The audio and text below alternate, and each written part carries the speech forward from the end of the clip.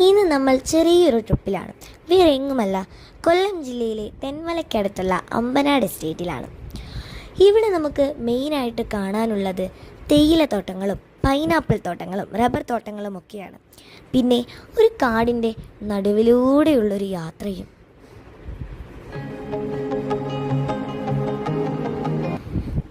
തെന്മലയിൽ നിന്നും ഏകദേശം 25 കിലോമീറ്റർ മാറിയാണ് അമ്പനാട് എസ്റ്റേറ്റ് സ്ഥിതി ചെയ്യുന്നത്.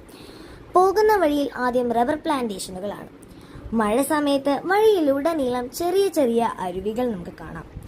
അവിടെ നിന്ന് മുന്നിലേക്ക് പോയാൽ പൈനാപ്പിൾ തോട്ടങ്ങളും പിന്നെ തേയിലത്തോട്ടങ്ങളുമാണ്.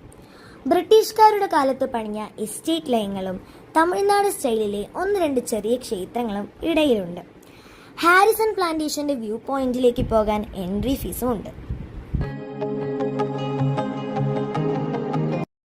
ഏകദേശം 4 മണിക്കൂറാണ് ഈ ജേണി കംപ്ലീറ്റ് ചെയ്യാൻ നമുക്ക് ആവശ്യം.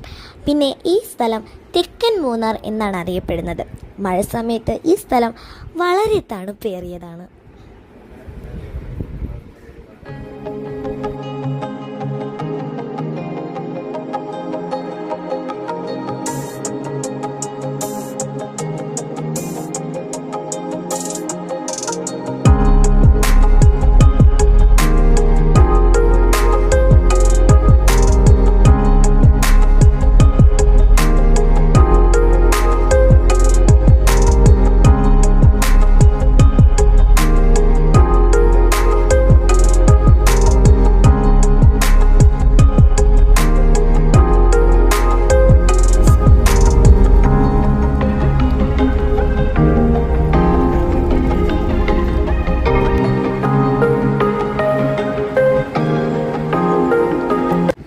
നീണ്ട 4 മണിക്കൂറിന് ശേഷം മലയിറങ്ങി താഴെ വന്ന് ഭക്ഷണം കഴിക്കാൻ കയറി.